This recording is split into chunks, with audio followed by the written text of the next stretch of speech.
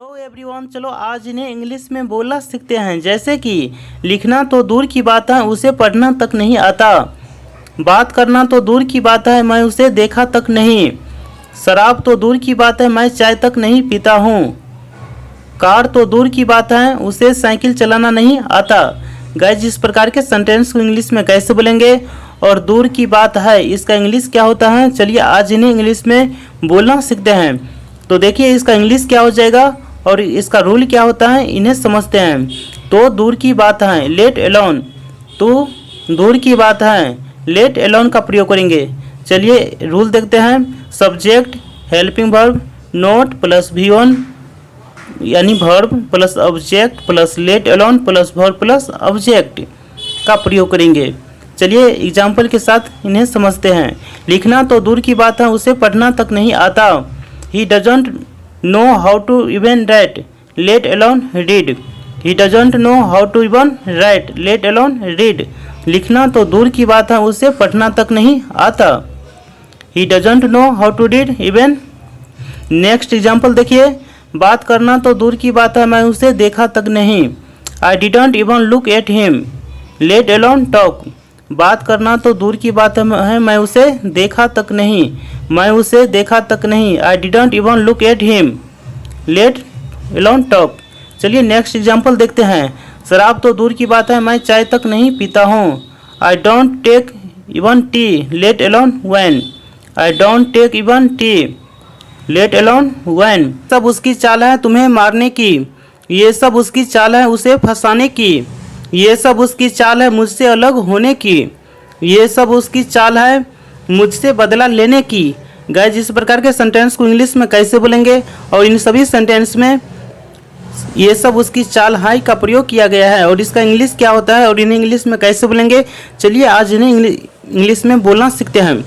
तो देखिए सबसे पहले rule, this is all his conspiracy plus sentence. This is all his conspiracy plus sentence. This is all his conspiracy, इसका हिंदी मतलब क्या होगा? ये सब उसकी चाल है, ये सब उसकी साजिश है। This is all his conspiracy. चलिए एग्जाम्पल के साथ इन्हें इंग्लिश में बोलना सीखते हैं।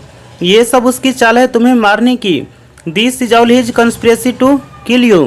This is all his conspiracy to kill you. ये सब उसकी चाल है तुम्हें मारने की। चलिए नेक्स्ट एग्जाम्पल देखते हैं।